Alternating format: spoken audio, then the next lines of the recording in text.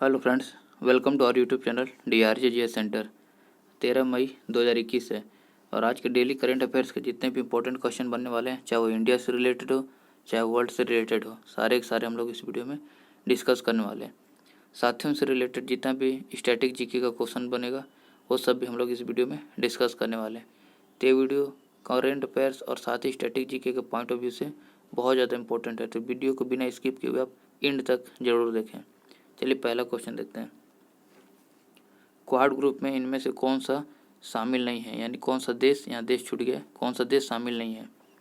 तो इसका सही आंसर क्या हो जाएगा, बांग्लादेश। अब ये क्वाड ग्रुप होता क्या है? क्वाड ग्रुप में 4 देशों का समूह है।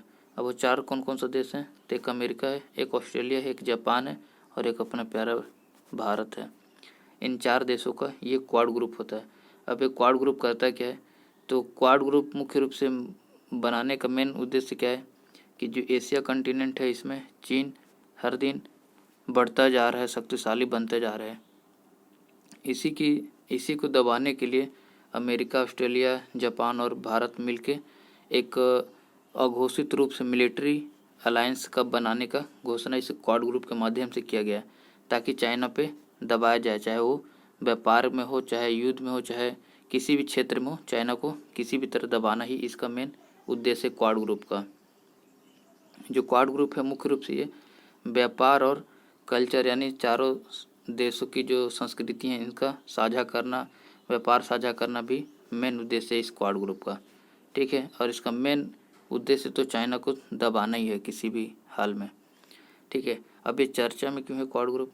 क्योंकि अभी हाल ही में बांग्लादेश ने इसमें शामिल होने का इच्छा जताया है, लेकिन चाइना बांग्लादेश पे दबाव डाल रहा है, इसमें ग्रुप में शामिल होने से मना कर रहा है।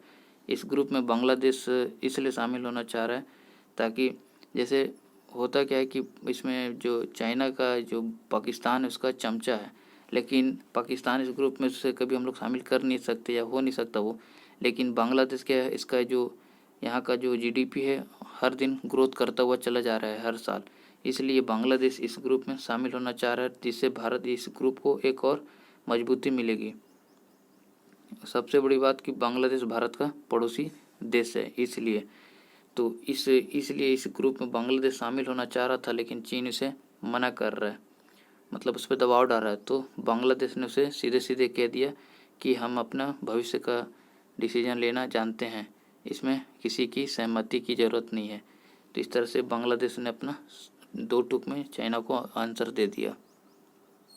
ठीक है, अब क्वाड ग्रुप की स्थापना कब हुआ, ये क्वेश्चन बन सकता है जब चर्चा में। तो इसकी स्थापना हो गया 2007 में हुआ है, इसे आप नोट करके जरूर नोट कर लें। अच्छा, अगर इस वीडियो से रिलेटेड अगर PDF आप चाहते हैं तो PDF को मैं अपने टेलीग्राम चैनल पे अपलोड कर देता हूँ, तो आप वहाँ से इस PDF को डाउनलोड कर सकते। टेलीग्राम ज्वाइन करने के लिए टेलीग्राम का जो लिंक है मैंने वीडियो के डिस्क्रिप्शन में दे दिया, तो आप वहाँ से टेलीग्राम चैनल ज्वाइन कर सकते हैं। चलिए अगला क्वेश्चन देखते हैं। अगला क्वेश्चन क्या है, और साथ ही टेलीग्राम पे डेली न्यूज का जो भी पेपर का रहता है एनालिसिस, उसे मैं वहाँ अपलोड करते रहता हूँ, तो टेलीग्राम बहुत ही इंपॉर्टेंट है। चलिए अगला क्वेश्चन देखते हैं। अगला क्वेश्चन क्या है, दहला बांध का संबंध किस देश से है? बहुत ज़्यादा इंपॉर्टेंट है ये, और इससे रिलेटेड फैक्ट भी इंपॉर्टेंट होने वाला है। तो जो दहला बांध है इसका जो संबंध है अफगानिस्तान के साथ है। अब ये चर्चा में क्यों है दहला बांध? क्योंकि जो अफगानिस्तान में एक आतंकवादी संगठन है जिसका नाम है तालिबान ने इस दहला बांध पे कब्जा कर लिया है। अभी इस जो दहला बांध है इसका मुख्य उद्देश्य क्या है कि वहाँ पर सिंचाई करना, पेयजल उपलब्ध कराना नहरों के माध्यम से, लेकिन इस पे तालिबानियों ने कब्जा कर लिया, जिससे इस सब सारी चीज़ों पे रोक लग गई है। अभी जो ये दहला बांध है, दहला बांध से क्वेश्चन ये बन सकता है कि किस नदी पे है। तो ये अफगानिस्तान के कंधार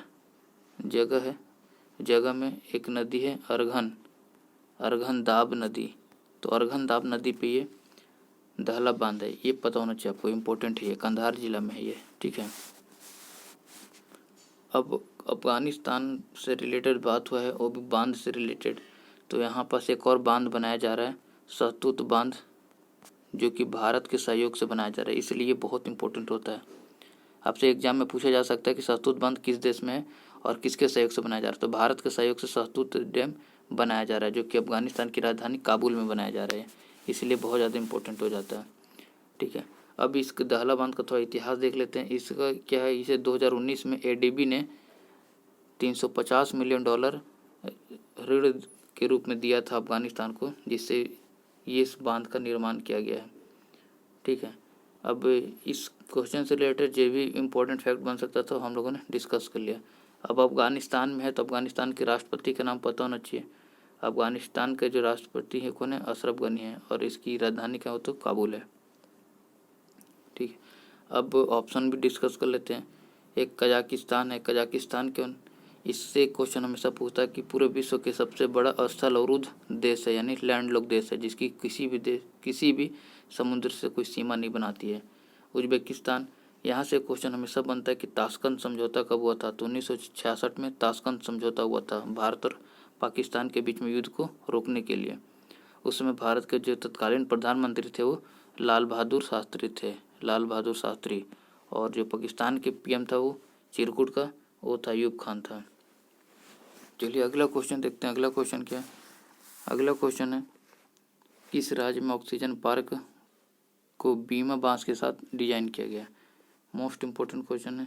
जैसा कि आप देख रहे हैं कि बढ़ते कोविड-19 की केसेस की वजह से पूरे देश में ऑक्सीजन के महामारी मतलब ऑक्सीजन की बहुत कमी हो चुकी है, और ऑक्सीजन की कमी की वजह से बहुत से कोविड-19 की जो पेशेंट है वो मर चुके हैं।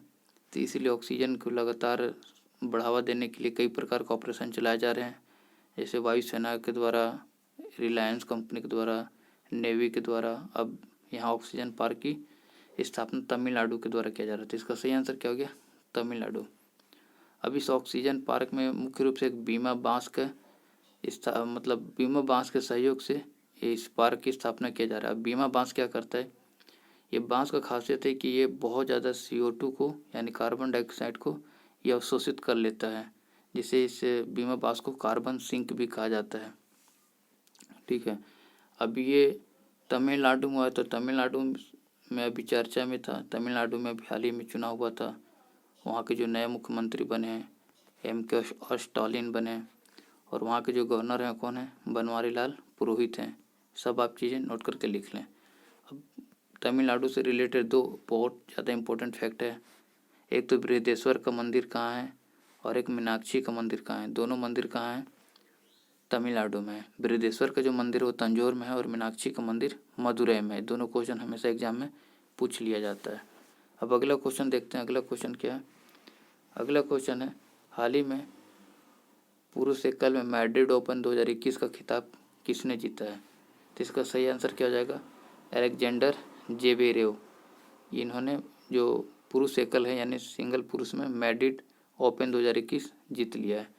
ये क्वेश्चन उतना इम्पोर्टेंट होगा कि नहीं होगा, लेकिन इसका जो इम्पोर्टेंट फैक्ट वो इम्पोर्टेंट होने वाले से आप जरूर देखें। राफेल नडाल को अभी लॉरेंस विश्व खेल पुरस्कार 2021 से सम्मानित किया गया था, जो कि बहुत इम्पोर्टेंट है। और साथ ही ने राफेल नडाल को क्ले कोर्ट का किंग कहा जाता है, क्ले कोर्ट का किंग कहा जाता है। ये दोनों फैक्ट याद रखें, यहाँ से क्वेश्चन बन सकता है। और एक नोवाक जोकोविच से रिलेटेड क्वेश्चन बन सकता है कि 2021 का जो पूरे विश्व का जो सबसे बड़ा लॉन टेनिस का जो टूर्नामेंट होता है, उसमें से जो पहला टूर्नामेंट हो चुका ऑस्ट्रेलिया ओपन 2021 का, उसके विजेता कौन है, नोवाक जोकोविच हैं। ठीक है, पुरुष में। इसलिए क्वेश्चन भी इम्पोर्टेंट हो जाता है। पहला ऑस्ट्रेलिया ओपन होता है पूरे विश्व में, फिर फ्रेंच ओपन होता है, फिर विंबलडन होता है, फिर US ओपन होता है यानी अमेरिकन ओपन होता है। चलिए अगला क्वेश्चन देखते हैं। अगला क्वेश्चन क्या है, हाल ही में प्रौद्योगिकी दिवस कब मनाया गया है। यह क्वेश्चन भी बहुत ज़्यादा इम्पोर्टेंट है, क्योंकि ये किसी न किसी क्वेश्चन में आपको एग्जाम में देखने को जरूर मिल सकता है। तो इसका सही आंसर क्या हो जाएगा, 11 मई को राष्ट्रीय प्रौद्योगिकी दिवस के रूप में मनाया गया। अब 11 मई को क्यों मनाया जाता है, क्योंकि 11 मई को ही भारत जो पहली परमाणु शक्ति जो था, शक्ति 98 के नाम से परीक्षण किया था 1998 में, यानी 11 मई 1998 में। तब से ही राष्ट्रीय प्रौद्योगिकी दिवस 11 मई से मनाया जा रहा है। इसका मनाने का उद्देश्य भी कि साइंस टेक्नोलॉजी को बढ़ावा देने के लिए, उसमें जागरूकता पैदा करने के लिए हर साल 11 मई को राष्ट्रीय प्रौद्योगिकी दिवस में मनाया जाता है। अब जो ये 11 मई को जो राष्ट्रीय परमाणु शक्ति परीक्षण हुआ था ये 11 मई 1998 को। कहाँ हुआ था? ऑपरेशन शक्ति 8 के नाम से, ऑपरेशन शक्ति 98 के नाम से हुआ था पोखरण में। उस समय जो देश के राष्ट्रपति थे और साइंटिस्ट भी देश के स्वर्गीय माननीय APJ अब्दुल कलाम जी, APJ अब्दुल कलाम के नेतृत्व में हुआ था। और उस समय जो देश के प्रधानमंत्री थे अटल बिहारी वाजपेयी थे। ठीक है, अब ये जो 11 मई जो राष्ट्रीय प्रौद्योगिकी दिवस है 11 मई 1999 से हर साल मनाया जा रहा है। और इससे पहले 1998 से पहले भी एक बार भारत में परमाणु परीक्षण हो चुका था, वो 18 मई 1974 को हुआ था। राजस्थान में ही हुआ था, ये भी राजस्थान के जैसलमेर। इस बार जो परमाणु परीक्षण हुआ था उसका जो नाम था वो बुद्धा स्माइल था, बुद्धा स्माइल यानी बुद्ध हंसते हुए। इसे भी आप याद रखिए, भी बहुत इंपॉर्टेंट है। 18 मई को 1974 को हुआ था और 11 मई 1998 को हुआ था। इसका ऑपरेशन का नाम था ऑपरेशन शक्ति 8 और इसका स्माइली बुद्धा। दोनों इंपॉर्टेंट है बहुत ज़्यादा। अगला क्वेश्चन देखते हैं। संयुक्त राष्ट्र ने से संबंधित किस संगठन ने खाद्य मूल्य सूचकांक जारी किया है? तो इसका सही आंसर क्या हो जाएगा? FAO यानी फूड एग्रीकल्चर ऑर्गेनाइजेशन। अब ये फूड एग्रीकल्चर ऑर्गेनाइजेशन के द्वारा खाद्य मूल्य सूचकांक जारी किया गया है, इम्पोर्टेंट हो जाता है। तो FAQ के जो हेडक्वार्टर है कहाँ है? रोम है। रोम कहाँ है? इटली की राजधानी है। इम्पोर्टेंट है बहुत ज़्यादा ये। और इसकी स्थापना कब हुई थी? 1945 में। और इसके जो हेड हैं भी वो हैं क्यू डोगानियो।